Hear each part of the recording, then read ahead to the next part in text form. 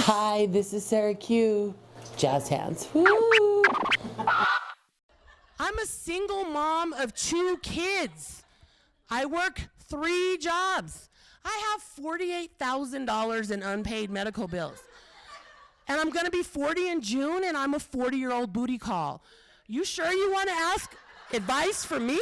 My life is funny. It's kind of a whole bunch of different hilarious stories that I share. So I mean, there's not a lot of secrets. You pretty much know what you know about me because I don't have any problems making fun of myself. And I'm like super smart. I have like a genius level IQ. I know you guys got quiet because you don't believe me. It's okay. But I do, like I have the damn test scores to prove it. I'm like a super genius, but I hate to tell people that because I just told you about my personal life decisions. I think I poke fun at myself, and not necessarily in a detrimental or derogatory way, but I think I definitely bring out like, hey, look at what I did. Look how bad I did this, or look at all these horrible decisions that I made, as kind of like relief. It's kind of a way to say, look, I did this, I accepted it, this is what happened, but I'm still gonna be okay. And there's humor in that. I mean, it's funny when you have children with someone that ends up in prison and also marry someone different who ends up in prison. I mean, it's kind of like, I never thought I'd grow up to be a prison wife, and here I am, you know. If you guys can't read it in the back, it says, my body is a gangster's paradise. Because I believe in truth in advertising. I do. My little black book reads like a police blotter. I do a lot of pacing backstage before a show. I smoke a lot of cigarettes, which is really bad, I know. I generally have at least one drink to kind of take the edge off. I get nervous up until the point that I start talking. And then once I start talking, it's kind of like one of those surreal experiences where I don't want to say I'm not in control, but it's almost like I'm not in control. Whatever's happening is happening, and this is what you get. So anybody else got their DVR set tonight? No? Not for like Grey's Anatomy or something, for the Republican debate. I guess I never realized I had a lot of political in my show. I mean, I definitely think this last election was hilarious. I mean, I think it's crazy. I think this upcoming year, a lot of comics are gonna have a lot of material. But the real gangster in this whole thing, give it up for him, is Donald Trump. You don't have to like him at all. I'm not saying that dude is for real. He does not give, there's something my kids say. Hold on, it'll come to me in a minute. Oh yeah, 0 f***s given by that guy. I don't know if I don't know if the political stuff and the political climate stresses me out so much as it depresses me. It's very sad for me. What's going on now, it pretty much goes against everything that I genuinely believe in, like to my core believe in. I think people should be judged on a work ethic. I think people should be judged on their capabilities, how they leave the world, how they leave people feeling after they've had an interaction with them.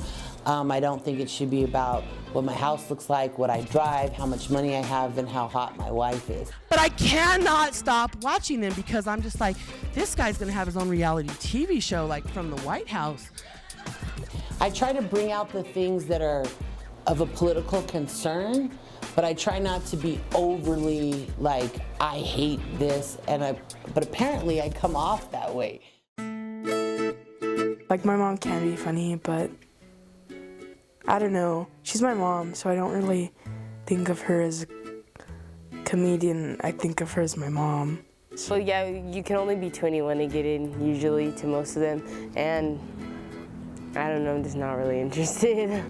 My 18-year-old gets a text message on Sunday because she has to call me every time she gets a text message, and she says, Mom, somebody just texted me the flyer from your show. And I said, awesome, that's great. Are they coming? Well, no, they're only 19. I said, okay, so they can't come out, I understand. So what'd you tell him? That you weren't even funny.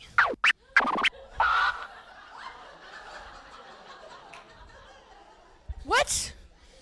She goes, "You're not funny." And I'm so funny. So then I started thinking, well, why doesn't she think that I'm funny? Because like everybody else thinks that I'm funny. Her dad has provided me the best material to date ever. Her dad is doing 25 to life in a Texas state prison. And she's mad that I talk about him? It gets better. He's doing this time because he shot his neighbor 8 times. I think I've had a bunch of self-inflicted struggles in my life. It's definitely not easy to be a single mom. It's definitely not easy in this day and age to raise mixed kids, although people are going to say that that's not the case, but it's not easy to do it on your own. Raising mixed kids is difficult because you only make up 50% of their DNA, but are responsible for 100% of teaching them their culture. Most of the struggles have been battles within myself. I mean, battles with my own brain, recognizing my own self-worth, taking responsibility for who and what I am. And so I think I'm funny about it, or I make jokes about it to kind of lighten the overall feelings of kind of like, whoa, you can really mess some stuff up really quick.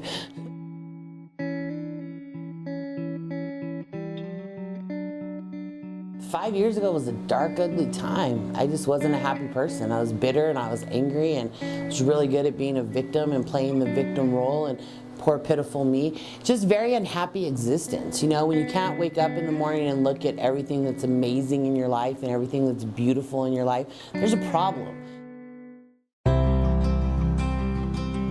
So about a year and a half ago, maybe closer to almost going on 2 years, had an opportunity to start doing some comedy and stand-up, and was like, hey, I like this. This makes me feel better. Yeah, I feel like for sure that it's like a type of therapy for my mom. She seems like happier kind of, and she seems more calm and like less stressed. Everything is a process, and so 5 years in, I'm sad I wasted so long being bitter and angry, but I'm glad I'm not that same person that I was 5 years ago, and I'm definitely glad I have an outlet to sort of validate myself and look at myself and start to get to know and like myself. I just like to say I woke up and decided this isn't the life for me, it's not what I want to live. So I get up and I go walking. I have small goals I have set for myself to get accomplished. I want to be able to jog a mile by Valentine's Day. My mom's been working out, and I think it's pretty good because she's been wanting to do it, and it keeps her motivated and makes her want to do more things. Then you can wake up every day and say, this is not the way my story is going to end, and I don't want it to end this way.